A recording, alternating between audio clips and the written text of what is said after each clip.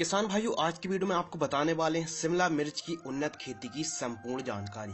Capsicum farming यानी आपको इस वीडियो पर प्लांटेशन से लेके हार्वेस्टिंग तक यानी A to Z नॉलेज मिलने वाला है। तो मैं आपको एक ही वर्ड कहूंगा कि इस वीडियो को आप लास्ट तक जरूर देखना यदि आप वाकई शिमला मिर्च की उन्नत खेती करना चाहते हैं या फिर नॉलेज लेना चाहते हैं। इसमें हम एक एक टॉपिक को क्लियर करने वाले हैं। एक एक फंगस कितने प्रकार के रोग आते हैं, डिजीज आते हैं, कितने प्रकार की फर्टिगेशन करनी चाहिए और आप अच्छा खासा मुनाफा भी कमा सकते हैं। लेकिन कौन सी प्रोसेस है, किस प्रकार हमको शिमला मिर्च की खेती करनी चाहिए, इसकी जानकारी के लिए वीडियो को एंड तक देखिएगा। तो चलिए हम अपनी वीडियो को स्टार्ट करते हैं। देखिए, सबसे पहले बात करते हैं, यदि आप शिमला मिर्च की खेती करना चाहते हैं, बड़ी मात्रा में करना चाहते हैं, तो मैं आपको रिकमेंडेड करूंगा कि आप मिट्टी की जांच जरूर करा लें। बात करते हैं खेत तैयार करते समय आप कुछ नहीं करें, केवल आप एक ट्राली जैविक कंपोस्ट, वर्मी कंपोस्ट, मुर्गी की खाद या फिर गोबर की खाद एक ट्राली खेत पर बिखेर दीजिए और बस रोटावेटर की सहायता से खेत को समतल करा लीजिए। प्लाऊ चलवा के आप खेत को समतल करा लीजिए। अब बात करते हैं मिट्टी यानी शिमला मिर्च की खेती करने के लिए अनुकूल मिट्टी।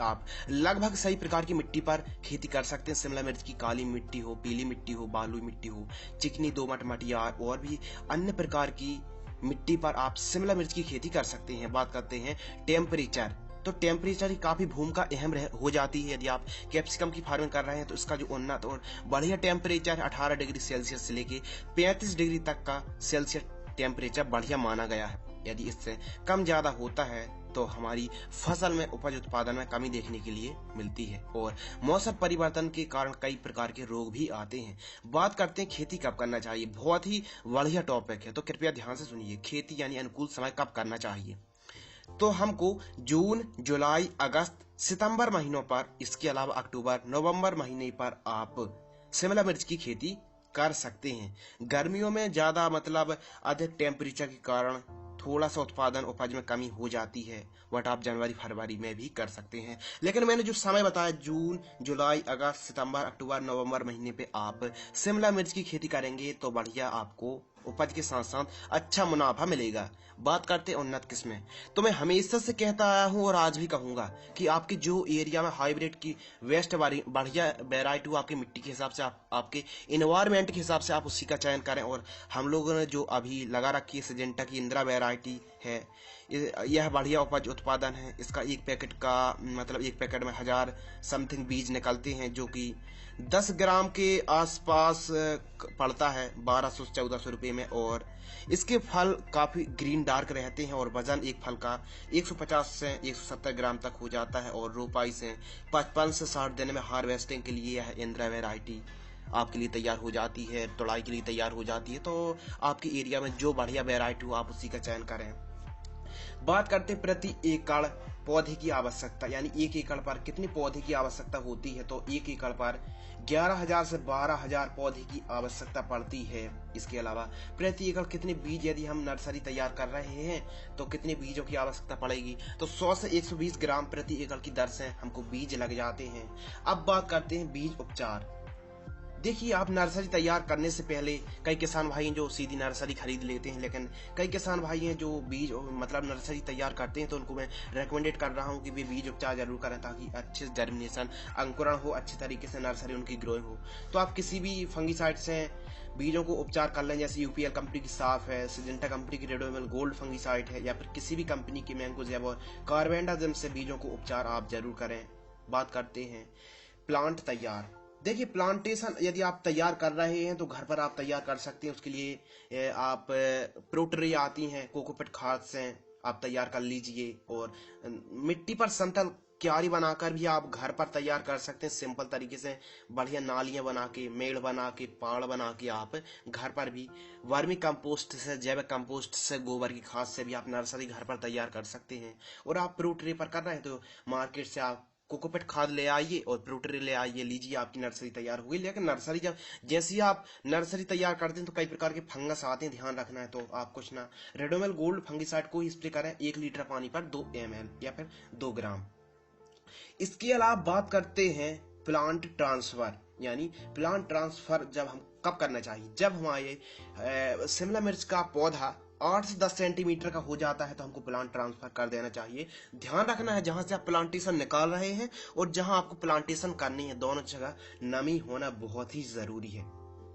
इसके अलावा बात करते हैं बेसल डोज, यानी जब बेड हम तैयार करते हैं, जब हम खाद देते हैं तो उसे हम बेसल डोज कहते हैं। तो उस पर हमको क्या करना है, देखिए जब आप पार या मेड़ बना रहे हैं या फिर बेड बना रहे हैं तो आपको क्या करना है, आपको 4 बोरी ASSP सिंगल सुपर फास्फेट जो 300 से 400 रुपए पर बोरी 50 किलोग्राम की मिल जाती है, तो आपको 4 बोरी सिंगल सुपर फास्फेट प्लस आपको 2 बोरी NPK 12-32-16 को इनको मिक्स करके बेडों के अंदर दीजिए। एक आंतरिक खाद है, लीजिए आपकी बेड तैयार हो गई। अब बात करते हैं बेड से बेड की दूरी, बेड की ऊंचाई और बेड की चौड़ाई। बेड से बेड की हमको दूरी रखनी है 2.5 फीट। जी हाँ दोस्तों, बेड से बेड की दूरी 2.5 फीट, बेड की ऊंचाई 8 से 10 इंच और बेड की चौड़ाई हमको 3 फीट रखनी है। तो जो मैंने आपको डिस्टेंस बताया है बेड का, यदि आप इतना रखेंगे तो आने जाने में आसानी होगी और भी फर्टिगेशन में भी आसानी होगी।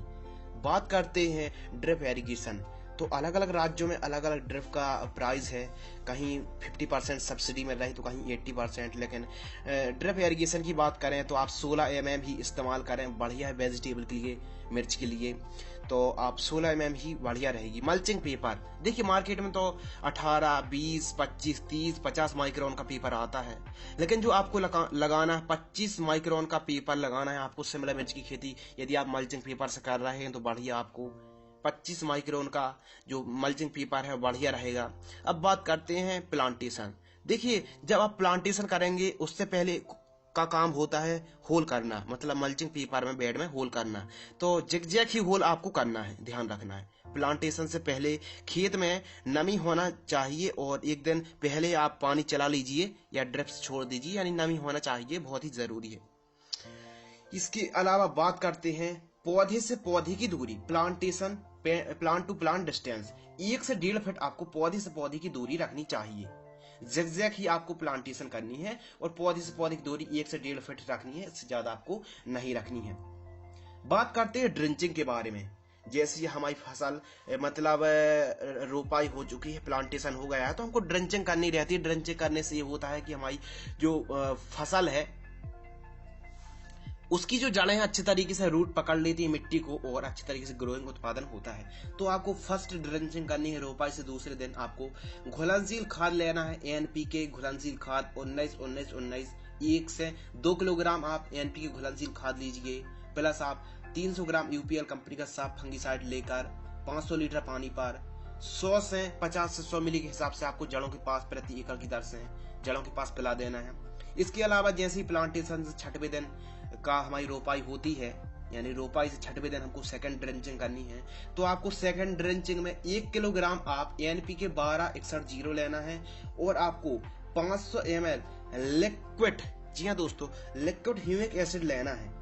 ध्यान रखना 1 किलोग्राम आप सेकंड ड्रेंचिंग में NPK 12-61-0 घुलनशील खाद को लेना है और 500 ml आपको लिक्विड ह्यूमिक एसिड लेना है। इनको मिक्स करना है आपको और 50 से 100 मिली के हिसाब से आपको सभी जड़ों के पास, पौधों की जड़ों के पास आपको पिला देना है, सेकंड ड्रेंचिंग कर देना है। इसके अलावा थर्ड ड्रेंचिंग रोपाई से 8 से 10 दिन में जैसी हमारी रोपाई से फसल होती है मिर्च की, तो हमको क्या करना है 17-44-0 NPK घुलनशील खाद लेनी हमको 3 किलोग्राम। इसके अलावा हमको जैव बैक्टीरिया लेना है 2 किलोग्राम। इनको मिक्स करना है 500 लीटर पानी पर और हमको 50 से लेके 100 मिली के हिसाब से जड़ों के पास पिला देना है प्रति एकड़ की दर से। तो बढ़िया है, 3 ड्रेंचिंग से ज्यादा ड्रेंचिंग ना करें, यदि आपका बजट है तो कोई बात नहीं, लेकिन कम से कम 3 ड्रेंचिंग तो करना ही जरूरी है। ड्रेंचिंग का मतलब ये होता है कि बिल्कुल लिमिट में कम मात्रा पर दवाइयों को और खादों को जड़ों के पास देना ड्रेंचिंग कहलाता है। तो बात करते हैं फंगस। जी हाँ दोस्तों, फंगस का सबसे बड़ा अटैक होता है हमारी फसल पर शुरुआती अवस्था से ही, तो जैसे डंपिंग ऑफ है, इसके अलावा वक आई रॉट है, फ्रूट रॉट है, एंथ्राकिनोसिस है, पाउडरी मिल्ड्यू, डाउनी मिल्ड्यू, इसके अलावा स्पॉट्स और भी तरह तरह की फंगस आती हैं। तो मैं आपको 4 फंगिसाइड के नाम बताने वाला हूँ जिनका स्प्रे करके आप बढ़िया हर हफ्ते या फिर 15-15 दिन के अंतराल पर फंगिसाइड का स्प्रे कर सकते हैं। जैसी हमारी फसल 20 दिन की होती है तो आप इन फंगिसाइड, जो 4 फंगिसाइड के नाम बताने वाला हूँ, उनको आप 10-10 दिन, 15-15 दिन के अंतर पर या फिर 20-20 दिन के अंतर पर स्प्रे कर सकते हैं। जैसे ही हमारी फसल 15 से 20 दिन की 25 दिन की होती है तो फंगस का अटैक आने लगता है। तो बायर कंपनी की एंट्राकोल फंगीसाइड आती है, इसको आपको 150 ml प्रति एकड़ की दर से स्प्रे करना चाहिए। इसके अलावा 20 दिन बाद फोलिकोर फंगीसाइड आती है बायर कंपनी की, इसको भी हमको 200 ml प्रति एकड़ की दर से स्प्रे करना चाहिए। सिजेंटा कंपनी की स्कोर फंगीसाइड आती है, इसको हमको 100 ml प्रति एकड़ की दर से स्प्रे करना चाहिए। सिजेंटा कंपनी की ब्लू कॉपर फंगीसाइड आती है, 400 ग्राम की दर से स्प्रे करना चाहिए प्रति एकड़। इसके अलावा ट्राइकोडर्मा फंगीसाइड आती है और भी बायो फंगीसाइड का भी आप स्प्रे कर सकते हैं। हमारी फसल पर पाउडरी मिल्ड्यू, ब्लास्ट, रस्ट, झुलसा, फ्रूट रॉट भी और भी तरह तरह के फंगस आते हैं। उसके लिए और भी बढ़िया बढ़िया दवाई है। BASF कंपनी की एक्रोवेट कंप्लीट फंगीसाइड भी बढ़िया है। बायर कंपनी की लूना एक्सपीरियंस, और भी तरह तरह की फंगीसाइड आती हैं। आप हमसे चैनल पर पहले से जुड़े हैं तो आपको नॉलेज होगा। इसके अलावा आपकी फसल पर कौन से फंगस हैं तो आप कमेंट में लिखें तो रिप्लाई भी तुरंत मिल जाएगा। अब बात करते हैं इंसेक्टिसाइड, यानी कि तरह तरह की इल्लियां हमारी फसल में मतलब शिमला मिर्च की फसल पर आती हैं। फल आने के समय और भी ज्यादा बड़ी मात्रा में आती हैं। तो इल्लियों को कंट्रोल करने के लिए जैसे लाल, काली, भूरी, सही प्रकार की इल्लियां होती हैं, तो उनके कंट्रोल करने के लिए हमको क्या स्प्रे करना चाहिए। AFMC की वेनविया इंसेक्टिसाइड को हमको 150 ml प्रति एकड़ की दर से स्प्रे करना चाहिए। बायर कंपनी की डेसिस 100 इंसेक्टिसाइड को 200 ml प्रति एकड़ की दर से स्प्रे करना चाहिए प्रति एकड़। इसके अलावा अदामा इंडिया कंपनी की 12-जाइट इंसेक्टिसाइड आती है, इसके भी रिजल्ट अच्छे हैं। 12-जाइट को आप मैक्सिमम 200 ml प्रति एकड़ की दर से स्प्रे कर सकते हैं। क्विनल फॉस को भी आप 25 ml 15 लीटर पानी पर छिड़काव कर सकते हैं। इसके अलावा और भी इंसेक्टिसाइड आती हैं, जैसे कि सिजेंटा की कराटे इंसेक्टिसाइड है, सिजेंटा की अलिका इंसेक्टिसाइड है, और भी तरह तरह की इंसेक्टिसाइड आती हैं तो आप स्प्रे कर सकते हैं। इसके अलावा टाटा रैलीज का इंडोक्सा कार्बी इंसेक्टिसाइड आती है, उसको भी आप स्प्रे कर सकते हैं। ये दवाइयां हैं जो इल्लियों को कंट्रोल करती हैं, बहुत ही बढ़िया रिजल्ट रहता है, 20 दिनों तक इल्लियों को कंट्रोल करके रखता है। अब बात करते हैं टॉनिक के बारे में। देखिए, फल फूल ड्रॉप भी होते हैं, फल फूल झड़ते हैं और फल फूल कम आते हैं, 3-4 कारण होते हैं। तो ये होता क्यों? मौसम की फेरबदली के कारण, यानी मौसम परिवर्तन के कारण फल फूल ड्रॉप होते हैं, कम आते हैं। तो इसके लिए आपको क्या करना है, न केवल फल फूल ड्रॉप बंद होंगे बल्कि फल फूल बड़ी मात्रा में आएंगे। इसके लिए फेंटाक प्लस, पोषक सुपर, बायोवीटा लिक्विड, टाटा रैलीज की बहार और आयशा एग्रो की सियाटोन 10L टॉनिक, और इसके अलावा इफ्को कंपनी की सागरिका को, इन 5-6 को आप 15-15 दिन के अंतराल पर छिड़काव करेंगे तो आपकी फसल पर अच्छी बड़ी मात्रा में फूल आएंगे, फसल भी ग्रोइंग अच्छी तरीके से होगी। 300 ml किसी को भी इनका सेम डोज है, 300 ml प्रति एकड़ की दर से छिड़काव करना चाहिए। अब बात करते हैं प्लांट ग्रोथ रेगुलेटर, यानी पौधे की, शिमला मिर्च के पौधे की अनचाही वृद्धि, यानी जरूरत से जब ज्यादा वृद्धि होने लगती है तो हमको क्या स्प्रे करना चाहिए। घरडा कंपनी का चमत्कार और BASF कंपनी के लिहोसिन प्लांट ग्रोथ रेगुलेटर को स्प्रे आप कर सकते हैं। बात करते हैं सकिंग पेस्ट कंट्रोल, यानी रस चूसक कीटों को कंट्रोल हम कैसे कर सकते हैं। और बड़ी मात्रा पर रस चूसक कीट आते हैं और लीफ कर्ल भी, मतलब जो बीमारी होती, वायरस होता है, वो रस चूसने वाले कीटों से ही फैलती है। तो जो रस चूसने वाले कीटों को ही आप शुरुआती अवस्था में ना आने दें और हमेशा स्प्रे करते रहें। मतलब 15-15 दिन के अंतराल पर ही आप रस चूसक कीटों को नियंत्रण करने के लिए, कंट्रोल करने के लिए डाव एग्रोसाइंस की डेलीगेट इंसेक्टिसाइड को स्प्रे कर सकते हैं। बायर कंपनी की सोलेमॉन इंसेक्टिसाइड को स्प्रे कर सकते हैं 100 ml। डाव एग्रोसाइंस डेलीगेट को आप 150 ml प्रति एकड़ की दर से स्प्रे करना चाहिए। UPL कंपनी का उलाला इंसेक्टिसाइड, UPL कंपनी का लांसर गोल्ड इंसेक्टिसाइड और घरडा कंपनी का पुलिस इंसेक्टिसाइड को आप स्प्रे करेंगे तो रस चूसने वाले कीटों को आप आसानी से कंट्रोल कर सकते हैं। बात करते हैं फर्टिलाइजर शेड्यूल के बारे में, तो कृपया ध्यान दीजिएगा और ध्यान से सुनिएगा, क्योंकि सबसे अहम टॉपिक, सबसे इम्पोर्टेंट टॉपिक अब चालू होने वाला है, यानी फर्टिलाइजर्स खाद के बारे में पूरा शेड्यूल आपको बताने वाला हूं। तो किसान भाइयों कृपया ध्यान दीजिए, और वीडियो थोड़ा लंबी हो जाएगी लेकिन नॉलेज काफी सटीक है, संपूर्ण है, इसलिए वीडियो लंबी हो सकती है। जैसे ही रोपाई से 12वें दिन फर्टिगेशन स्टार्ट करते हैं ड्रिप पर, तो ड्रिप की खाद बता रहे हैं। जैसे हमारी फसल 12वें दिन की होती है तो आपको 2 किलोग्राम NPK 19-19-19 घुलनशील खाद लेना है और 100 ग्राम आप गन्ने का गुड़ लेना है। इनको आप ड्रिप पर छोड़ना है घोलकर। इसके अलावा जैसे ही रोपाई से 16वें दिन की हमारी फसल होती है तो हमको घुलनशील खाद 1744 3 किलोग्राम लेना है और 500 ml ह्यूमिक एसिड लेना है, ड्रिप पर छोड़ देना है। जैसे ही हमारी फसल 20 दिन की होती है तो 1261 4 किलोग्राम लेना है और 2 किलोग्राम हमको सल्फर युक्त खाद लेना है। 20वें दिन रोपाई से छोड़ देना है प्रति एकड़ की दर से। जैसे ही हमारी फसल रोपाई से 30 दिन की होती है तो हमको 05234 3 किलोग्राम 1 किलोग्राम बोरॉन युक्त खाद को लेना है और ड्रिप पर छोड़ देना है। जैसे ही रोपाई से 40 दिन की हमारी शिमला मिर्च की फसल होती है तो 4 किलोग्राम केमैक्स सुपर छोड़ देना है, जैव बैक्टीरिया। इसके अलावा रोपाई से 50वें दिन 13 घुलनशील खाद 4 किलोग्राम, सूक्ष्म पोषक तत्व युक्त खाद हमको 5 किलोग्राम ड्रिप पर छोड़ना है। रोपाई से जैसे ही हमारी फसल 60 दिन की होती है तो 05234 4 किलोग्राम प्लस 3 किलोग्राम जिंक युक्त खाद को लेना है और ड्रिप पर छोड़ देना है।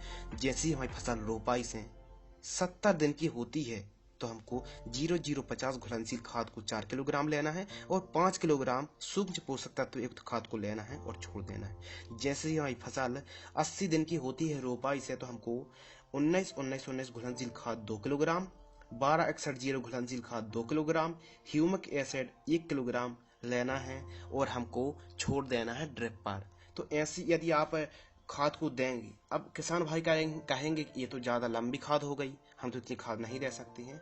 तो आप जब 10-10 दिन के अंतर पर नहीं दे सकते हैं तो 1 महीने के अंतर पर दें। क्योंकि क्या है कि जो आप मॉडर्न में खेती करना चाहते हैं या फिर ड्रिप पर कर रहे हैं तो हमारे किसान भाई हर दूसरे दिन मतलब खाद छोड़ते हैं। बट आप जो मैंने शेड्यूल बताया सही है, इसके अकॉर्डिंग और आपका बजट ना हो तो कम कर दें, इसको आधा कर दें। मैंने आपको 80 दिन तक बता दिया। जैसे हमारी फसल 80-90 दिन की होती है तो आपको एक साइकिल बना लेनी है, उन खादों को देते रहना है। आपको 10-10 दिन के अंतराल पर 4 से 5 किलोग्राम इन खादों को देना है जो मैं बता रहा हूँ। 1261 0050 05234 और 1744 इनकी साइकिल बना लेनी है और 10-10 दिन के अंतराल पर, यानी एक दिन आपको 1261 4 से 5 किलोग्राम लेना है, फिर 10 दिन बाद 0050 और फिर 10 दिन बाद 05234, 10 दिन बाद 1744। ऐसी आपको साइकिल बना लेनी है और घुलनशील खाद को देते रहना है। अगर आप ऐसे फर्टिगेशन करेंगे तो आपकी फसल अच्छी तरीके से ग्रोइंग उपज उत्पादन होगा। अब बात करते हैं वायरस के बारे में। तो वायरस की रासायनिक कोई भी दवाई नहीं बनी है, ऐसी दवाई है जो मैं आपको यूट्यूब में नहीं बता सकता हूँ। लेकिन क्या करना है आपको कि जो वायरस ना आए तो सबसे पहले तो रस चूसने वाले कीट का काम रहता है वायरस को फैलाने का। तो उसके लिए वायरस ही ना आए तो आप क्या करें कि रस चूसने वाले कीटों का अटैक ना आने दें। तो समय समय पर रस चूसने वाले कीटों को सफेद मक्खी का अटैक ना हो पाए तो ऐसा करेंगे। और भी आप गौमूत्र को, नीम की पत्ती जो नीम ऑयल है इनका स्प्रे करेंगे, मठा का स्प्रे करेंगे तो आपकी फसल पर जो वायरस है नहीं आएगा। तो याद रखना, नीम की पत्ती का रस निकाल के या फिर उसको मटके पर रखकर उसको आप कुछ दिन बाद में बता दूंगा कि वायरस की बट आप नीम ऑयल स्प्रे करें, बहुत ही बढ़िया है।